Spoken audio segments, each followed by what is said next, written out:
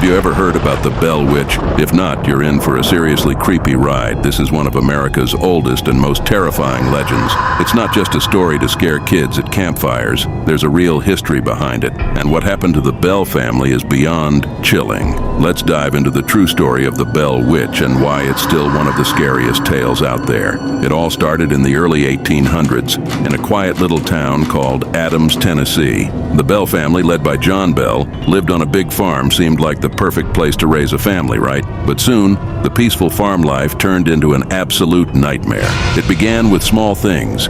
Weird noises outside the house, scratching, tapping, things you might think were just animals. But then it got worse, much worse. One night the family started hearing voices. Not the kind you hear in the distance, but whispers so close you'd think someone was standing right behind you. These whispers would call out their names and mock them in a chilling tone. And that was just the beginning. Before long, the entity, what people came to call the Bell Witch, became more violent. It would pull the kids' hair, slap them around, and throw heavy objects across the room. Imagine trying to sleep and you suddenly feel something grab you, pin you down, and slap you across the face. Yeah, that's exactly what the Bell kids went through almost every night. The strangest part? This wasn't just happening to the Bell family. Neighbors, visitors, and even people from out of town would experience terrifying encounters whenever they visited the Bell home. Some people claim to have seen strange apparitions, like a half-dog, half-rabbit creature lurking around the property. Others said they heard a woman's voice singing eerie hymns in the dead of night. Word spread fast, and soon enough, people were flocking from all over to witness the haunting for themselves. Even a future president, Andrew Jackson, was curious enough to visit. He had heard stories about the Bell Witch and wanted to see if it was all just a bunch of nonsense. But after one night at the Bell home, he left, saying, "I'd rather face the British Army than spend another night in that house." And this was a war hero talking. So what did the Bell Witch want? The entity's wrath seemed to focus mainly on John Bell and his daughter Betsy. Poor Betsy was constantly tormented, yanked by her hair, slapped and pushed around. The witch would scream and laugh maniacally whenever Betsy tried to defend herself. It got so bad, and that Betsy couldn't sleep alone and even had to drop out of school. But why was the witch targeting them? Rumors flew around town, but the most popular theory was that it all had to do with a neighbor named Kate Batts. Some say John Bell had a nasty feud with her over a land deal and that Kate swore she'd get back at him, even from beyond the grave.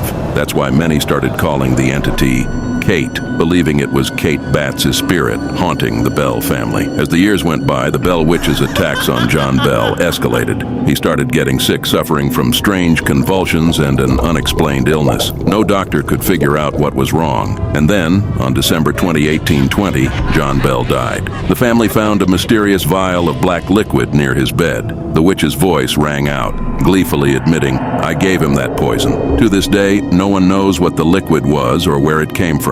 After John's death, the witch's presence faded, but she didn't disappear completely. Some say she still lingers around the old Bell property, her spirit restless and malevolent. People have reported hearing disembodied voices, seeing shadowy figures, and feeling an oppressive presence whenever they visit the site. Skeptics argue that the Bell Witch story is just that, a story. They say the family made it up for attention or to cover up family problems, but even if you don't believe in ghosts, there's no denying that something strange happened to the Bells. Too many people saw, heard, and felt things that defied explanation. So what do you think? Was it the vengeful spirit of Kate Batts?